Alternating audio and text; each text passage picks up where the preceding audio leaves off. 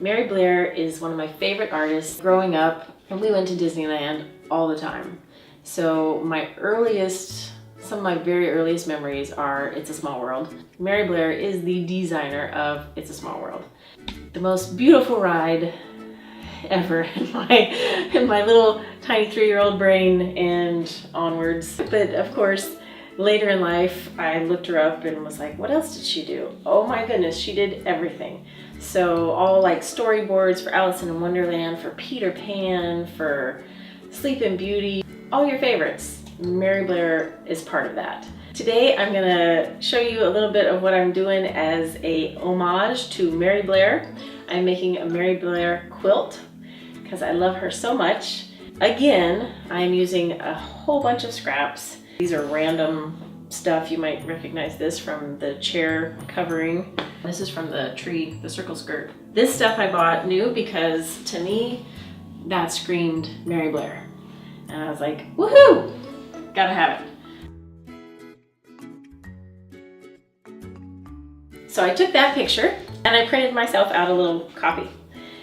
And I decided, okay, I'm gonna make this for a queen size bed, that all of these little squares were going to end up being 4 inches each. And right now they're like 1/4 of an inch. So I started cutting. Here is one. This is actually going to be part of that little tower right there. All of these going to be sky.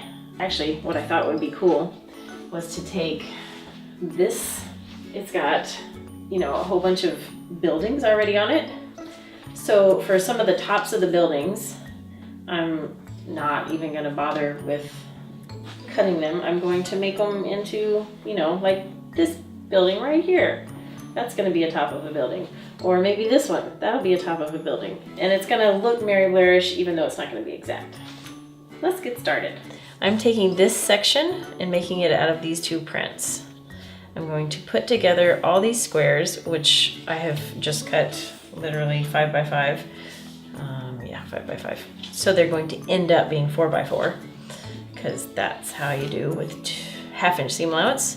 So I'm gonna right sides together, just like every single time you ever sew anything. Get it over on the machine, back tack.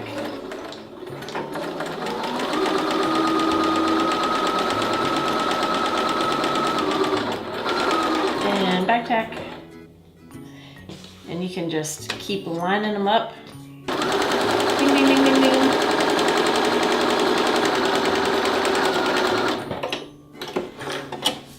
I've got 1, 2, 3, 4, 5, 6, 7, 8. 8 rows of these, and they'll go back and forth. So obviously you want to press this open.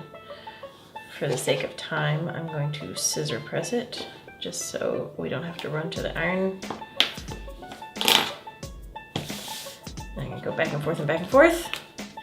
And if I was really good at math, I might take this and say, okay, if it's 4 inches and 4 inches, that's 8 inches. And maybe that's 2 inches on each side.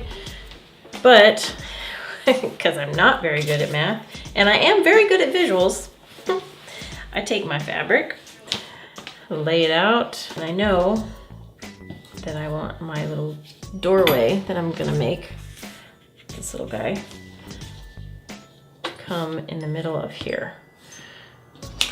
So I get my little blade, and that's gonna have a 1/2 inch gone and a 1/2 inch gone. And I want my door to come to about right here, but I need to add a 1/2 inch. And that's my middle. I know, this method is not for everybody, but I'm lazy. So,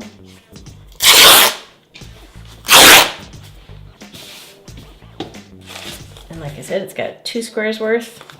So 4 and 4 is 8. And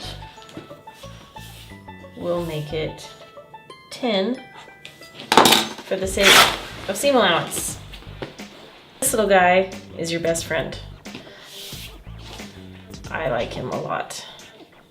You can draw on the right sides of things that are lighter, like, you know, this, ta-da, you can see it. But on the outside of this, I guess you can still kind of see it. I'm gonna draw on the back just for the sake of seeing it better. So he's gonna be on top of these guys. And I've notched my middle. And I'll notch my middle again, but just with a line. So there's my middle. And I'm literally going to come down the 1/2 inch of seam allowance and draw an arch of what I want my door to look like with a 1/2 inch seam allowance here at the end. Oh, you can't see him on camera, can you? Maybe we could see him better on the black side. Let's try again. Da da da da da da da da. There's the middle, there's the middle. 1/2 inch seam allowance, right? Okay, yeah, you can see him a little bit better. And 1/2 inch seam allowance here. And an arch. If you had a hip curve or something, you can make your arch with that. I'm a rather good arch maker, so I don't need that. I know. I'm also rather humble. Okay, so there's my arch. And I'm going to do a 1/2 inch seam allowance. Yes, you can use a ruler. It might be wiser. Never said I was wise.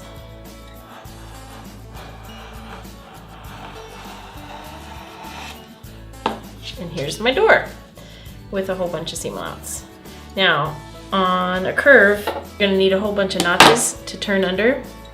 Actually, one more in the middle.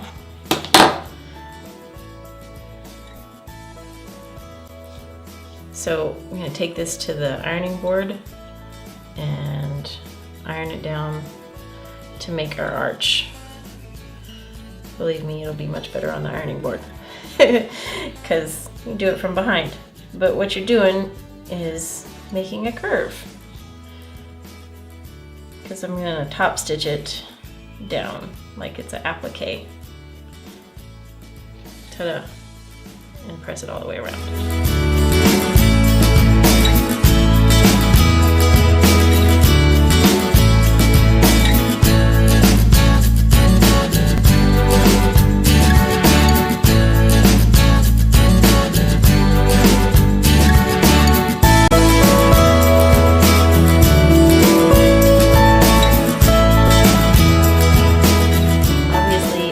Is not perfect, but from a distance, who's gonna know? So here's my little archway and my long tall tower. Whee! Now here is this little section. I've got my strip of this kind of mustardy color. Some more archways. They were even harder because they're smaller, so don't judge me. My stripes of my yellow and then my background of green.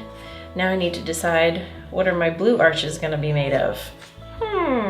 I've got so many choices. Let's look through them. Well, I've got this. I've got that guy. Nah.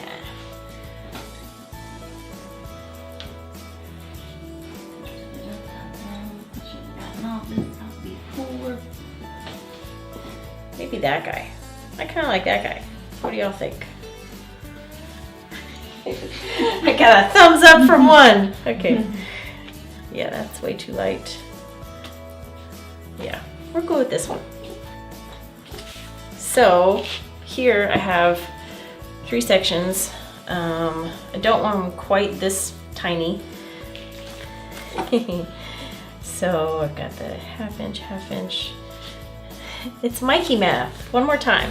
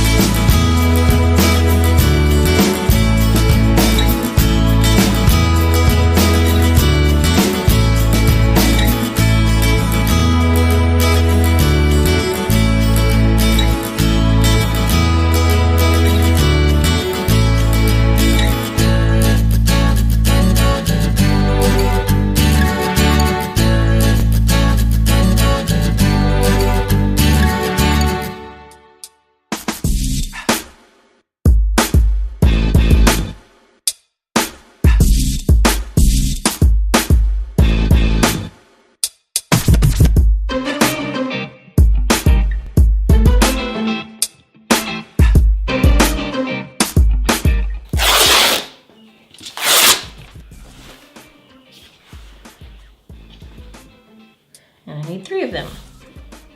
So there's 1 9 inches.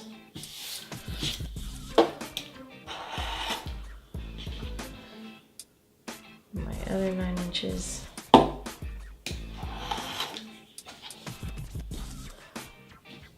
And 1 more.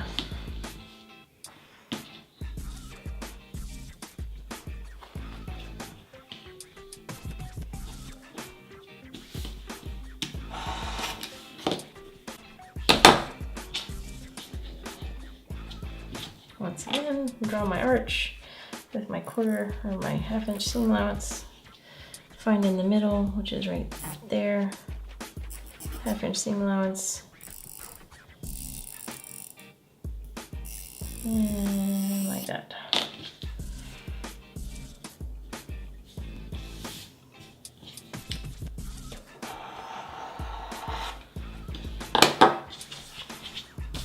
That knife thing is amazing. Yeah, it's good stuff. It's like a pizza slicer. For but fabric. Way cooler. So there's my shape. Get it for all 3 of them. Ta-da. And once again, I've got to make some notches for turning this puppy and make it through all 3 of them at the same time.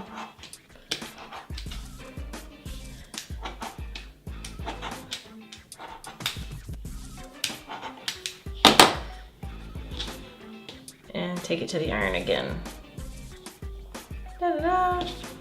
So for my arches, taking this over to the ironing board and ironing down 1/2 inch seam allowance because I'm just gonna add them like an applique.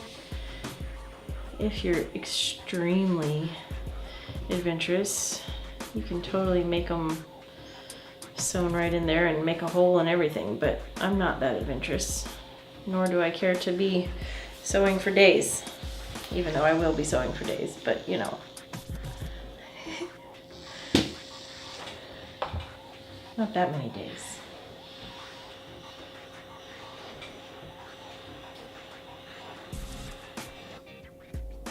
There he goes. Oh. This is the section of right here. This little area got a little messed up, so don't look at that. But basically, again, I just took measurements and, you know, made it as good as possible. Over here, there'll still be that part taken off. We'll move up. That's that. Doo-doo-doo. Here's this section. I added a little square in here because that was way too sparse. And as I mentioned before, I'm taking like the one fabric I have and making some of the tops out of that. So obviously it's nothing like that, but I don't care. This section is pretty close. And moving up, here's the dots. All of this, the blue with the raindrops, is gonna be sky. And about a week later, the quilt is finished. We'll have to kind of go around the bed to see the other side because obviously it hangs off the edge. But here it is in all of its glory. Woo! Took a while, but sometimes it's worth it, right?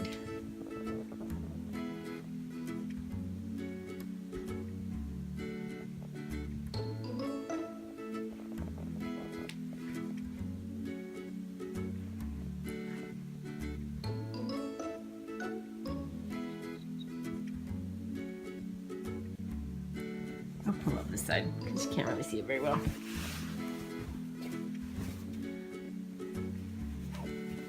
It's the windmill side. I kind of wish that my bed was facing the other way so you could see that more, because I like that part. Anyway, there it is. Yay, Mary Blair. I found out right as I finished this, because I posted it on Facebook in a quilting circle of friends that I'm in. Not actual friends, but quilting friends, you know. And somebody said, oh yeah, there's a pattern. It's called blah, blah, blah by blah, blah, blah. And I was like, no, I didn't use a pattern. But turns out there is a pattern. I mean, it's not gonna look like this when you're done because it's made out of blocks. you know, not really like the actual shapes of things or whatever. Anyway, but there is a pattern that you can look up. I think it's called It's a Small World, and I forget who it was by, but you can make your own small world quilt with a pattern, just not quite like this. Along with my quilt, since I love Mary Blair so much, I've also taken her children's book, I Can Fly, or whatever it's called, get a picture of that, and done some plates from different pages in the book. I made these for my grandbabies whenever they start happening. You can say I jumped the gun, but hey, I know it's gonna happen someday, and hopefully there'll be a little girl. But there is another book that involves a boy that she did, golden booky kind of thing. So if we happen to have a boy, I would just make a whole nother set of plates. Ain't no thing.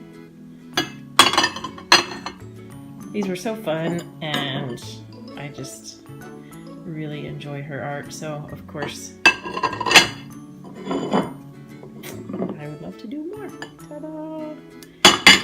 Aren't they cute? And here's the very last part of the book where she's imagining all of it together, jumping on her bed with the bees and the cows and the birds and the donkeys and the little owl. Isn't he cute? Up on the bedpost. Da-da-da-da. This is the great book that I did the pictures from. It's got all kinds of Mary Blair wonderfulness.